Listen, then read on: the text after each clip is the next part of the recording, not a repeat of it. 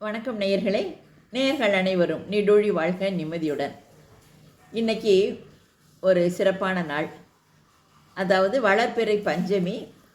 அதுவும் வளர்பிறை பஞ்சமியோட வெள்ளிக்கிழமையும் சேர்ந்து வர்ற நாள். இன்றைக்கி வாராகி வழிபாடு வீட்டில் செஞ்சீங்கன்னா ரொம்ப சிறப்பான நாள்ங்கிறதுனால வாழ்க்கையில் எல்லா வளமும் நலமும் நீங்கள் நினச்சபடி நல்லா பெருகி வரும். இந்த வழிபாடு பற்றி பார்க்கலாமா? வாராகி அம்மன், அதாவது அம்பிகையிலிருந்து தோன்றிய நித்திய கன்னிகைகள் தான் சப்த கன்னியர். பிராமி, மகேஸ்வரி, வைஷ்ணவி, கௌமாரி, வாராகி, இந்திராணி, சாமுண்டி, இவங்க தான் சப்த கன்னியர். இதில் 5வது சப்த கன்னியர் தான் வாராகி. மனித உடலும் பன்றி முகமும் கொண்டவங்க. இவங்க அன்பு ஆதரவில் தாய்க்கு நிகரானவங்க. இங்கே வாராகி அம்மனுக்கு ஆலயங்கள் 2 இடத்துல இருக்குது. காசியில் ஒன்று, தஞ்சை பெரிய கோயிலில். ராஜராஜ சோழன் வழிபட்ட தெய்வம் வாராகி.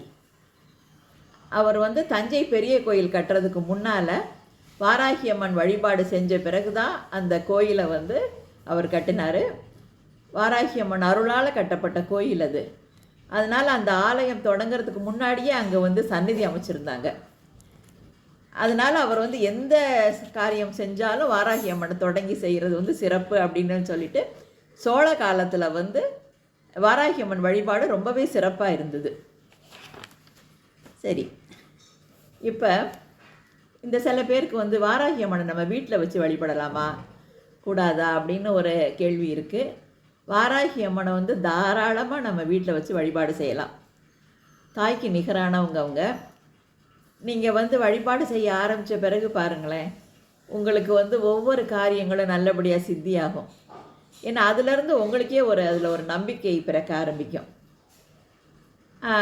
ஒவ்வொரு வாராகி வழிபாடு பஞ்சமி திதியில், அதாவது வளர்பிறை பஞ்சமியிலையும் கும்பிடலாம், தேய்பிறை பஞ்சமியிலையும் கும்பிடலாம். ஏன்னா அதில் வாராகி வழிபாடு மாலை நேரத்தில் செய்கிறது சிறப்பு. மாலை நேரத்தில் வீட்டில் வாராகி அம்மன் படம் இருந்ததுன்னா படம் இல்லாட்டா உருவச்சிலை வச்சு வழிபாடு செய்யலாம். வாராகி அம்மன் படம் இல்லாதவங்க மகாலட்சுமியை வாராகியை நினச்சி, ஏன்னா மகாலட்சுமி ஸ்வரூபம் தான், வாராகியை நினச்சி வழிபடலாம். அப்போ அவங்க வாராகி படத்துக்கு முன்னாடி ஒரு அகல் விளக்கு ஏற்றி வச்சு நெய் தீபம் போட்டு அந்த தீபத்தை வாராகியை நினச்சும் வழிபாடு செய்யலாம். வாராகி அம்மனுக்கு உகந்த மலர் செம்பருத்தி பூ. செம்பருத்தி பூ வச்சு அவங்களுக்கு வழிபாடு செய்யலாம். செம்பருத்தி மலர் கிடைக்கலன்னா சிகப்பு நிற மலர்கள் அவங்களுக்கு ஏற்றுறது. அவங்களுக்கு உரிய நிறம் பச்சை. பச்சை நிற புடவை சாத்தின வாராகி படம் வச்சுக்கலாம், இல்லாட்டி சிகப்பு நிற புடவை சாத்தின வாராகி படம் வச்சு வழிபாடு செய்யலாம். இப்போ அவங்களுக்கு நைவேத்தியமாக என்னென்னா சக்கரவள்ளி கிழங்கு, கிழங்கு வகைகள் அவங்களுக்கு ரொம்ப பிரியமானது. அதுலேயும் சக்கரவள்ளி கிழங்கு அது வச்சு நைவேத்தியம் செய்யலாம். பானக்கம், வெல்லத்தில் சுக்கு போட்டு ஏலக்காய் போட்டு இந்த மாதிரி பானக்கம் தயாரித்து வைக்கிறது அவங்களுக்கு ரொம்பவே விசேஷம். சரி, இப்போ நம்ம எல்லாம் அலங்காரம் செஞ்சுட்டு பிரசாதமெல்லாம் நைவேத்தியம் பண்ணிட்டோம்.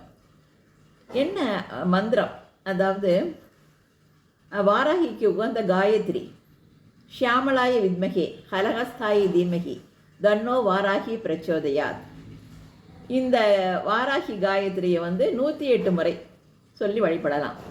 அந்த 108 பீட்ஸ் வச்சு கும்பிடலாம், இல்லை 108 பூக்கள் எடுத்து வச்சு அதை அர்ச்சனை செஞ்சு வழிபடலாம். அப்புறம் வாராகிக்குரிய துதி இருக்குது. அதாவது ஓம் குண்டலினி புறவாசினி சண்டமுண்ட விநாசினி பண்டிதஷ்ய மனோன்மணி வாராகி நமோஸ்துதே அஷ்டலக்ஷ்மி ஸ்வரூபிணி அஷ்டதாரித்ரிய நாசினி இஷ்ட காம பிரதாயினி வாராகி நமோஸ்துதே.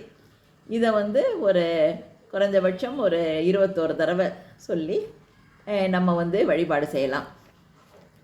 என்ன இதில் வந்து இந்த வாராகி வழிபாடு செய்கிறப்ப நான் எழுதின சில ஸ்லோகங்கள் இருக்குது. இது வந்து அபூர்வா ஆடியோஸ், அபூர்வா வீடியோஸ் இதில் வந்து ஒலிபரப்பாகியிருக்கு. அதில் வந்து அழகாக வாராகிக்கு அபிஷேகங்களோடு காட்டுறாங்க.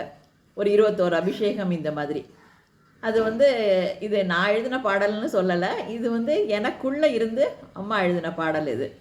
இதில் வாராகி கவசம் இருக்குது, வாராகி 1008 போற்றி இருக்குது. என்ன அது அப்புறம் வாராகி அஷ்டவாராகி பாடல் ஒன்று இருக்குது.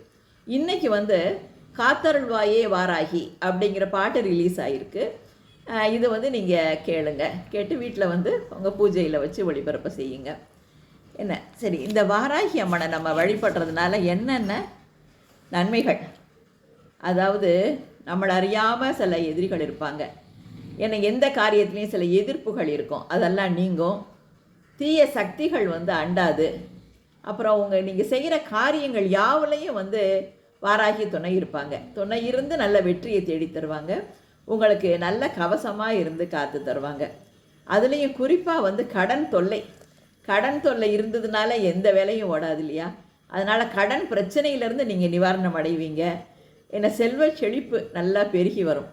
அதனால் இன்றைக்கி வந்து இந்த வளர்பிறை நாள், வளர்பிறை பஞ்சமி வெள்ளிக்கிழமையோடு சேர்ந்த வாராகி நாளை இந்த நாளை வந்து தவறாமல் பயன்படுத்தி வாராகி வழிபாடு செய்யுங்க. வாழ்க்கையில் எல்லா வளமும் நலமும் நல்லா பல்கி பெருகி வரும். வாழ்த்துக்கள்.